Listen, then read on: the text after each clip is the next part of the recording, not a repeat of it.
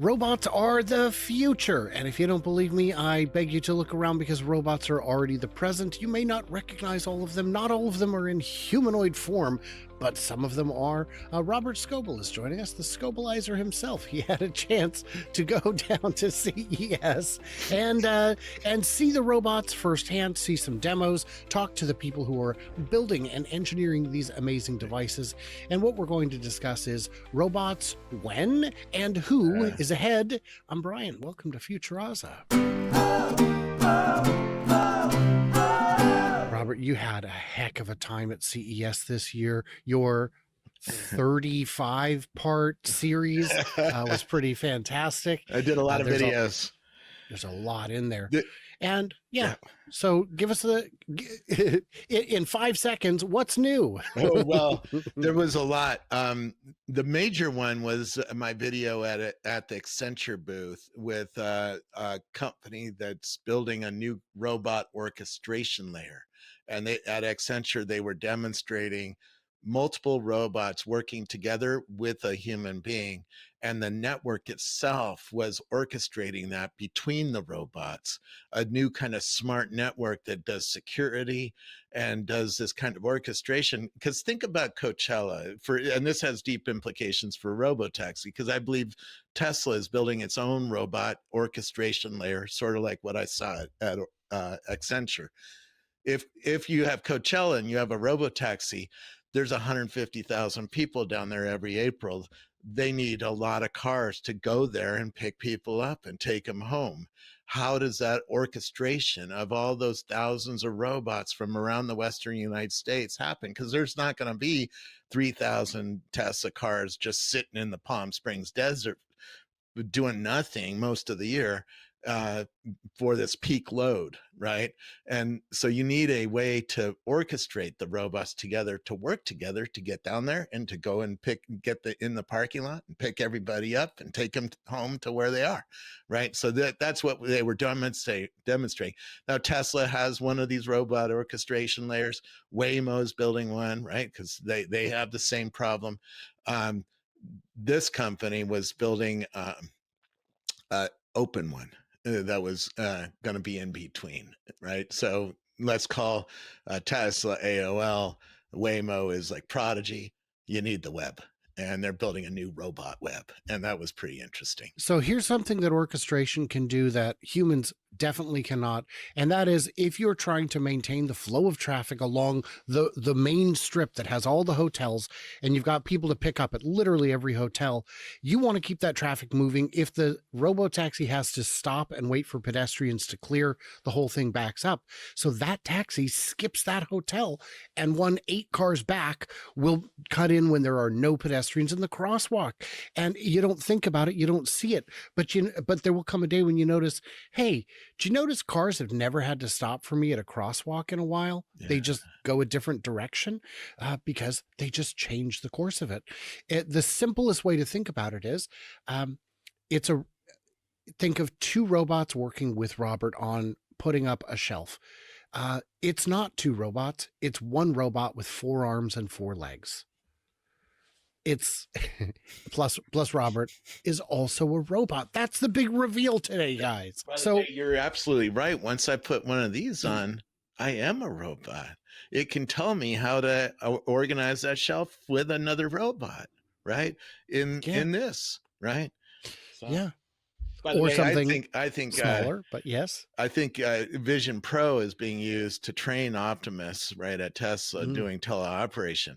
I think this is going to be a marriage, that you're going to need devices on your eyes to control your humanoid robot, to integrate with it, to embody yourself in it, to train it to do something new that maybe it doesn't know how to do, right? And so this marriage could be a big deal.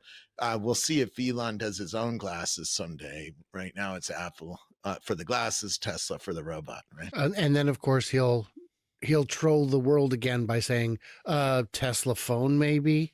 Don't do that. Every time I've actually asked him, about doing glasses and doing phones. He's like, I have too much on my plate is his answer. And then he goes, but you forget about Neuralink. Right. And that's true. 15 years from now, when I have a Neuralink on my brain, I don't need glasses. Not if I have the full neural link that jacks into my optic nerve, right? In 15 years, we're going to have that. And brain computer interfaces are coming along. I have a few brain computer interfaces already, like this Next Mind device, which goes on the back of my head and can sort of tell what I'm looking at from the outside of my head, right? Well, and that's the beauty is the early Neuralink will be very surgical, and the next ones might not be surgical at all. We Bingo. don't know just yet, but the amount of algorithmic tweaking they were able to do to improve throughput after the fact, just over the air, is very encouraging in terms of what the compute is actually able to do. So, robots. My first question is, who's ahead right now, or is that the wrong question? It's the wrong question because it's still a few years from being finished enough. And there's That- so many with some players that are. exceptions, right? If you're already at the Accenture booth, they had one of the industrial robots working there, and it was slow and janky. But in an industrial situation, that works, right? If it's doing one task, like moving a piece of sheet metal over here on another assembly line, or loading a box of stuff, cans of soup or something. A janky robot is fine, but we're aiming at a humanoid robot that can integrate with us deeply. And that's a little bit further away. I think it's 2027, 2028 before Optimus is really walking around the street without somebody minding it, right? And it can really integrate.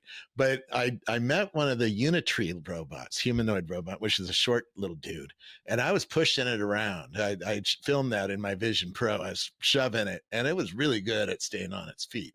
It's janky in a lot of other ways, and it's $60,000 for a janky robot that doesn't really do much, doesn't have hands, right, with fine detail motor skills. So I can't work on a assembly line in a detailed way. Can do gross things, but not fine things.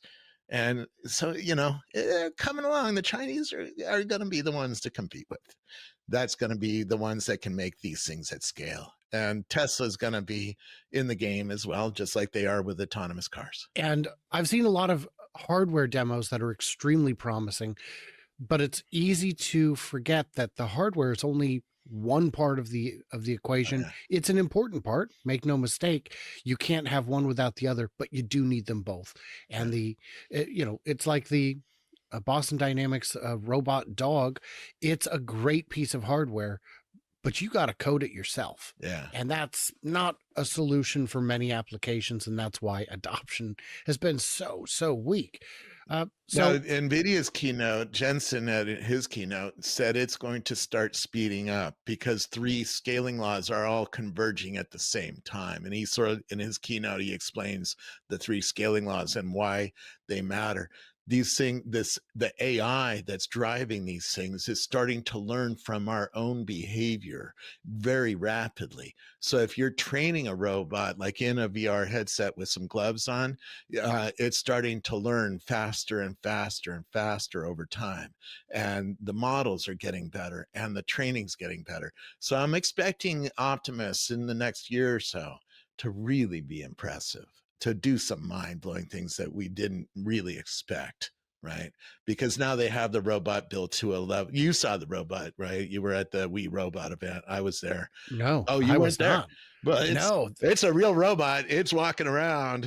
We got to get real close to it and look at it, and it had hands and it had legs and arms, and it was moving around and dancing, right? So the hardware is good enough uh, for a certain thing. The software is what the AI, the training that's going on is what I'm paying attention to now. And Jensen Harris laid it out in his keynote. That keynote was a masterclass about the future. People who watch it, most of them don't understand it. So you might have Chat GPT running if you watch that keynote again, and ask it all the terms on the table, right? Ask it about the scaling laws. Ask it about what is reinforcement learning or something like that. If you don't understand the AI terms, you got to get up to speed and start learning. And NVIDIA's keynote laid it out. It was the best keynote for understanding the future of AI that I've seen so far. Mark Benioff at Salesforce said the same thing. He said that's a must-watch keynote. So if you haven't watched NVIDIA's keynote, or if you've watched it and you didn't understand it, you went to sleep, go watch it again and have AI help you understand what he was talking about, because he laid out the future of the holodeck and the future of robotics. And the two things that will have the greatest negative impact on birth rates. That's a You different never matter. know. But You might dress your wife up as something fun, you know? as an Abrams tank. What? Wait, what are you into? Well, if you find that I mean, attractive, maybe. I mean, do we really want to preserve this species? No, but no. And Jensen is, first of all, he does do a great presentation, but he's brilliant. He knows, Yeah. yeah. But being brilliant and a master communicator is a pretty unique combination, The, and I think that's the problem is, and you're seeing it on X, people on X tend to be more AI understanding, particularly if you're watching the people I'd watch. The AI community is very advanced on things like reinforcement learning and inferencing, all these terms, all this technology terms. It's very different than the old technology terms. Normal everyday people on the street have no idea. So normal everyday person on the street who watches Jensen Huang's keynote, I watch it with my family. They don't have any idea. They're not up to date on AI the way I am. My kids, turn me off if I try to talk to them about AI, and so does my wife. But we all watched it together, and they struggled to understand what he was saying. Where I understood the importance of what he was doing and showing, that he was showing some major new breakthroughs in holodeck technology, 3D technology that was developed by AI. And it was really mind blowing for me. For a normal everyday person, it was too much. It was like a Stanford class, right? It's over their head, and they struggled. I saw people that struggle with it. I was in the audience at the keynote, and I saw people around me like going to sleep because they just couldn't handle the intellectual what was going on, because they didn't understand it. last year at CES. I was sitting next to Paul Foss from Clean Technica at the Kia event or the Hyundai event, or maybe it was even both. And he had this AI running on his phone that's making a live transcript.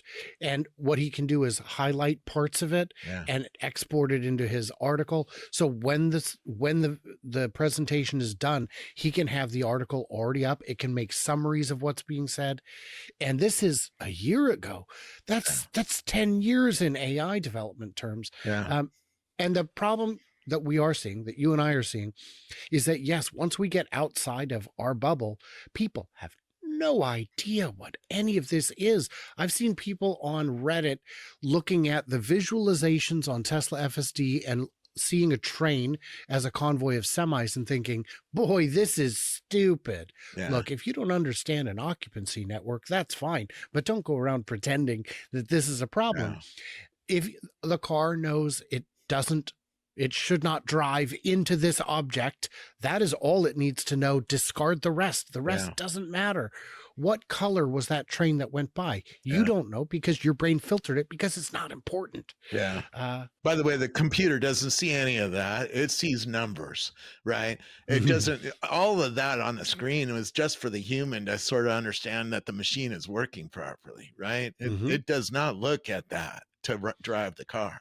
It's looking at Yeah, the streams of numbers coming off the sensors, yeah, right? yeah. That's for you. Yeah, that's a good point too. Yeah. So now so this is robots. I'm going to give you some jobs. I'm going to name some jobs, and you tell me how soon this can be cost effectively replaced by a humanoid robot. Highway litter patrol. Cost effectively replaced. First of all, when are we going to have, let's say, 1 million of these things? Because to get to all those kinds of jobs, that's probably a $30,000, $40,000 a year job. In fact, it might be done by prisoners, right? Who are Right. very, very low paid. So those probably will be 5, The 10. last. Yeah, the last. Yeah. They're basically almost slaves if they're prisoners, right? Out there picking up trash, right? Or a drunk who has to do some community service. They're not getting paid very much. So you'll replace them later, but not long, uh, Mm-hmm. 10 years, 5 years, Mm-hmm. right? So let's take something more directly impactful? And by the way, Agriculture. if you had a robot out in the freeway, it would be 24 hours a day just sitting there going up and down the freeway, right? And cleaning it up as it That's gets true. littered, right? So it would All be it needs is a bag dispenser, and yeah, then it leaves the bag where a highway crew can pick it up. yeah. Agriculture. What about some of the farming that can't yet be done by large machines? John Deere, I went to the John Deere booth. Every single tractor in their booth was autonomous. So that tells you something's happening and tractors, right? Hmm. And that's going to farm and harvest your crops and all that. I don't know where a humanoid robot fits in a big farm, that has one of these autonomous tractors. Would have a little bit of an impact in a smaller field. I buy strawberries from a guy who has 13 acres of strawberries. He doesn't have big machines like that, but having a humanoid robot going around and picking strawberries for him, that might happen. It's 2028, 29, 30, 2030, maybe. Yeah, we Okay. should make some bets. When does the first strawberry farmer get a Optimus tend to his strawberries? I love it. Modesto, Okay, so California. hot in the news, firefighting. Well, we When want that like now. we want it now, it's Yeah, not ready now. All you'd be no, doing is setting robots on fire. no, but I saw the eyes for the millimeter wave radios. They're this big, and they can see through smoke, which means they can Oh. see through to the fire and operate in an environment where humans are not going to be very happy operating in, right? If we are firefighters and we have to be in that smoky situation, that hot situation, we don't want to be there. That's not good for us. That's not a fun job. We're there because we have to be. Somebody has to do that to keep the whole community from burning down, right? But if we had robots with eyes that could see through the smoke, they could operate and put the fire out better than we could, and be much better at doing it, and be more consistent, and not have to take breaks as often because they're getting smoke inhalation stuff. Yeah, So they don't have to carry an oxygen tank and watch the levels to make sure. Yeah. bingo, right? They don't they can do a lot of things. That would be a first place that I would use. I mean, a lot of communities would be like, let's throw every robot we got at a fire that's burning down our community, right? So if we had robots in our factories in 2028, I think all of those robots would get shut down and put on the fire line. Now, Okay. you Well, know, and yeah, well, I think it would be the construction ones that are a little more battle hardened. yeah, But yes, you could absolutely redirect resources, redeploy as needed. yeah, And that's the beauty of it. When we're talking about the strawberry farmer says, look, today I need this many strawberries. And Optimus says, well, that's 10% over what I can handle. Do you want me to bring in Bob from the next farm? yeah. And the neighbor's Optimus shows up for an hour or two, Yeah. goes back. In a It, Cybertruck with no humans in it, right? yes, yes. Yeah, Oh, so beautiful. yeah. So while we're talking about But EMS, anyways, we are using drones already to fight fires, to give the firefighters information about where the fire is, right, and map that, because they have sensors that can see the heat and see the fire in a new way and from overhead, so they can plan. Oh, if 4,000 firefighters are going to come from Mexico and Canada, where do we deploy them to try to stop this fire, right? And that's exactly what they're doing. By the way, any amateurs flying drones, please don't do that. You destroyed a plane and kept a plane from flying and saving our communities. That's stupid ass. Don't be flying drones at fires. I'm sorry. I know it's very attractive to get video of a fire burning, but keep your drone out of the sky, you know? yeah, yeah, you're yes, agreed completely. Well, so on the litter front, what about hazardous litter? I saw this documentary about some place in the US where the area next to the really gross part of town is full of needles and Yeah. biohazard. Optimus doesn't care about any of that. Doesn't care about any of that. Well, If it gets poked, it doesn't matter. no. Is that something we could see in 3 to 5 years? Yeah. Well, let's see. The because it can pick litter slow. That part doesn't Yeah, matter. you know, It's just we can. I mean, at the K Scale Robot Company, they're making a little 4 foot high dude for $8,000 with a 3D printer and Chinese electric motors. That could do that like tomorrow. So you mhm. might see some movement on that kind of robot soon. We already are seeing a ton of. I mean, at CES there was snow blowing robots, grass cutting robots, weeding robots. There was an underwater robot. You know, I mean, there was a lot of robots that were specialized. You might be able to get a specialized robot to clean up most of that mess that doesn't require taking an Optimus off of a factory line or something like that, right? Sure. Where Sure. because it's going to be the real problem is, you know, like my brother wants to pay 100 grand for an Optimus. There's competition now for Optimus because Elon's going to sell them to the highest bidder, right? The first million are going to go to the expensive people. Well, are the expensive people going to be doing things like cleaning up freeways, or are they going to be running a factory where they make a lot of money and they see a need for it? Right. So I expect most of them, the first ones, to get shoved in places where there's a business model behind paying 100 grand for a robot. Right. Love it. So here's the thing, guys. I've this video is not over. I've still got more to go, but I do want to say right now to leave a comment because we need to, know what we missed and misunderstood and all that. And subscribe already if you haven't. I'm trying to hit 100,000 this year. You guys can make it happen. It costs you nothing. You're coming out ahead. So here we go. You ready? Doctor. When will we see a doctor? An Optimus doctor? Soon. Soon. There was just a company that got funded to do mental health this morning, right? That's a doctor. And I've seen the Grok. If you take a picture of a suture, my friend had a back surgery. He took a picture of it, sent it to Grok, and it told me all about his suture. That's a doctor. And by the way, I compared the Grok's notes with a real human surgeon. Same result, right? So we're starting to see doctor-ish kinds of things already. Hippocratic Labs AI just got funding this morning.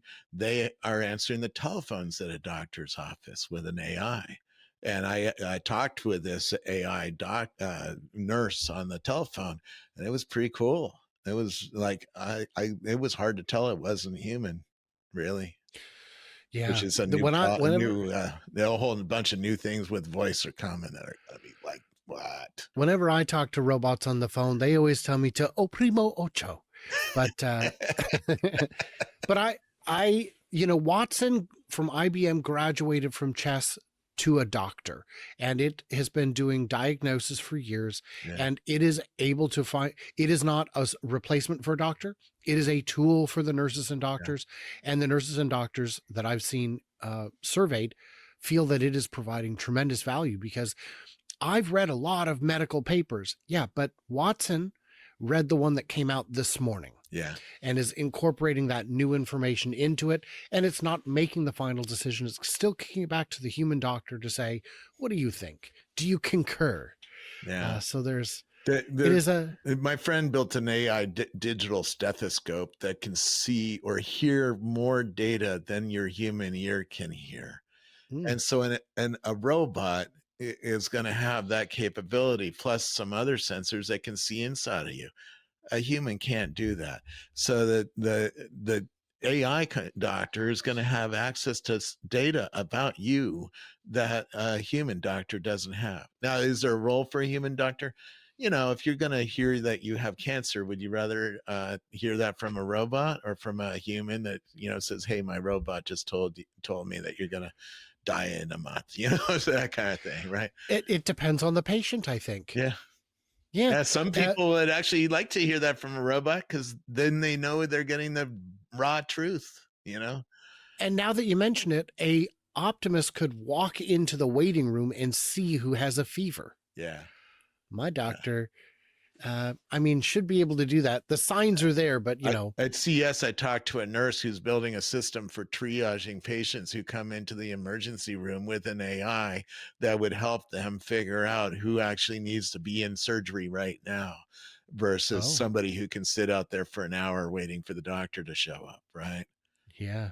because Yeah, you got to you if 10 people all arrive at the same time because of a car wreck or some tragedy in your community, you got to triage them. You got to pick who's going to live and who's going to die, right? And you got to do that fast, and AI can certainly help them do that. fantastic stuff. So, guys, Yeah, little leave. What did we little miss? What did we dark, miss, but Sam? Leave it in them comments below. Stay tuned, stay juicy. Subscribe if you haven't. yeah. Check out the Scobalizer. All his information is in the description. And stay tuned, stay juicy. And I cannot wait to hear from you, clever robots, when you have an infinite retina.